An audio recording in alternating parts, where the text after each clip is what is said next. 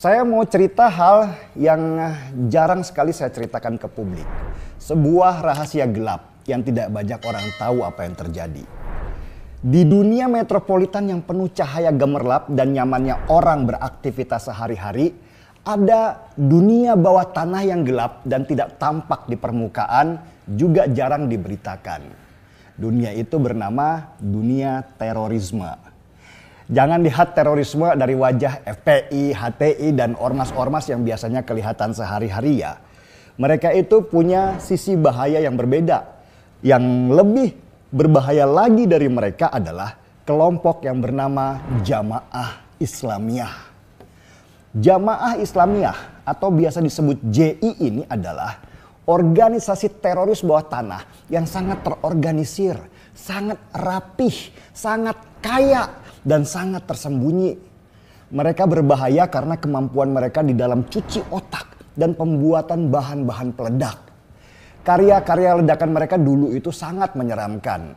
Kalau kalian ingat bom Bali, bom Marriott, kalian pasti tahu seberapa berbahayanya kelompok JI ini. Musuh besarnya Jamaah Islamiyah di Indonesia hanyalah Densus atau Detasemen Khusus 88.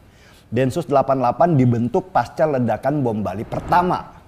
Angka 8 di belakang nama Detasemen Khusus itu masih jadi perdebatan sampai sekarang. Ada yang bilang kalau angka 88 itu ditaruh Densus dalam rangka memperingati 88 orang tewasnya korban bom Bali. Tapi teori yang lebih ilmiah adalah angka 88 diambil dari singkatan Anti-Terrorism Act atau ATA. Singkatan ATA inilah yang kemudian menjadi angka 88 atau bahasa Inggrisnya 88. Lambang mereka burung hantu yang menggambarkan kalau Densus 88 selalu bergerak di dalam senyap tanpa keributan dan fokus dalam mengintai mangsanya. Kalau kita masih hidup tenang sekarang ini dan tidak ada bom yang besar lagi seperti zamannya teroris bernama Dr. Azahari, itu sudah pasti karena Densus 88. Mereka sekarang bergerak dan tidak menunggu bom meledak. Sudah ratusan teroris yang mereka tangkap tanpa pemberitaan di media. Mereka benar-benar seperti burung hantu, kerja dari malam sampai dini hari, diam mengintai teroris berbulan-bulan, masuk hutan, keluar hutan, meninggalkan keluarga, anak dan istri dan tidak bisa dikabari. Wajah mereka juga tidak boleh dikenali dan banyak lagi hal yang tidak bisa terpikirkan oleh banyak orang biasa seperti kita. Ketika Densus 88 menangkap teroris besar misalnya, mereka nggak dapat tepuk tangan atau pujian ataupun pemberitaan yang wah. Tetapi ketika harus berhadapan dengan teroris yang sudah siap dengan bom besar seperti Mother of Satan, para anggota Densus harus siap-siap kehilangan nyawa mereka karena teroris itu juga bersenjata.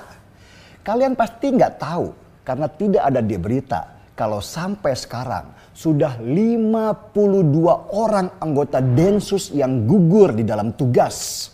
Mereka meninggalkan anak istri yang juga sudah lama tidak bertemu ayahnya yang bertugas.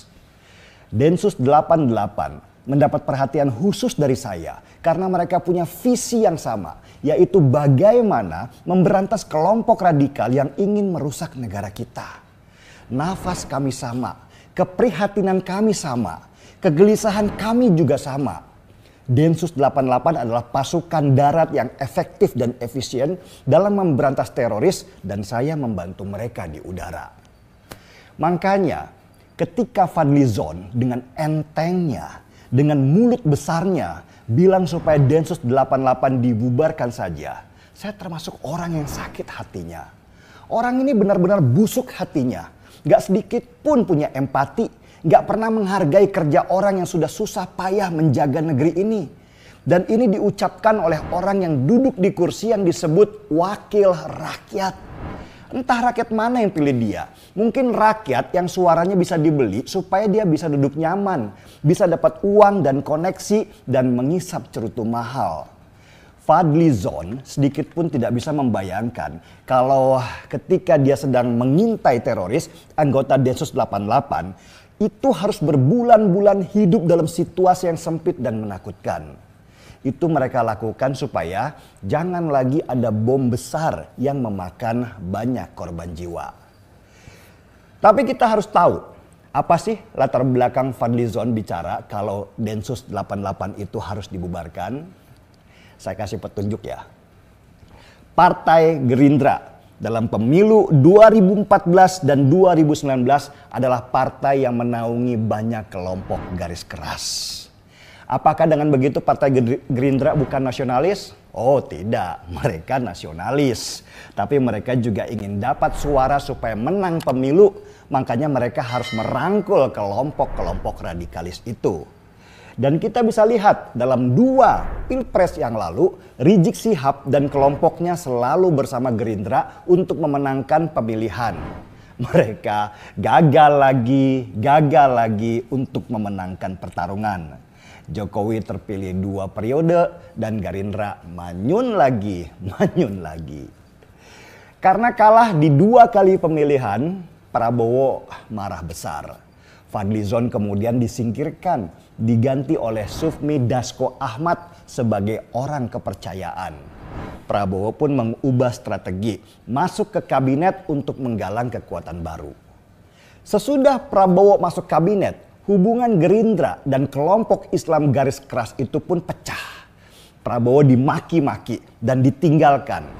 FPI, HTI, 212 dan ormas-ormas radikal lainnya eksodus dari Gerindra. Mereka melakukan negosiasi dengan Partai Demokrat yang menyambut mereka dengan hangat.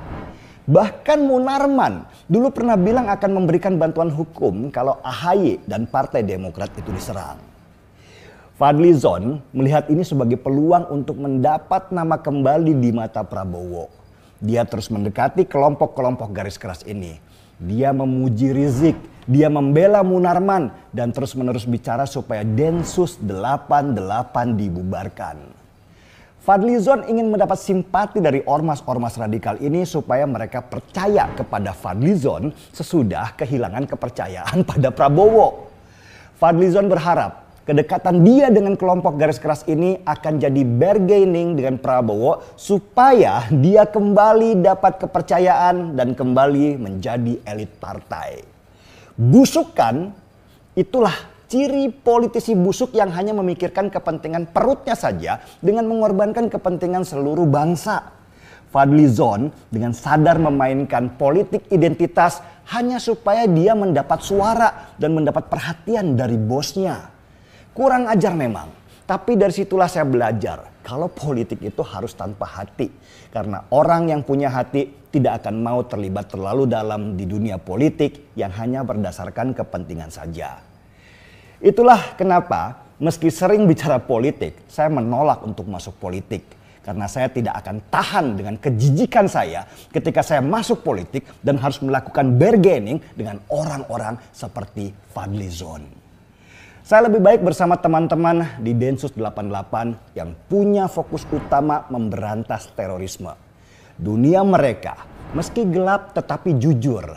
Yang dipikirkan Densus 88 hanya bagaimana supaya negeri ini selamat dari bom-bom yang akan memakan korban jiwa dan bisa berpotensi memecah persatuan kita. Untuk saudara-saudaraku di Densus 88, jangan pedulikan Fadlizon. Mulutnya memang ember, karena disitulah jualan dia. Kalau nggak ember, dia nggak makan. Teruslah bekerja, menjaga negeri ini supaya tetap aman. Saya dan banyak teman-teman lain akan menjaga kalian di media sosial. Burung hantu tetaplah burung hantu yang fokus mengintai mangsanya. Burung hantu tidak menghiraukan suara monyet yang berisik tanpa ada isi otaknya. Seruput kopinya.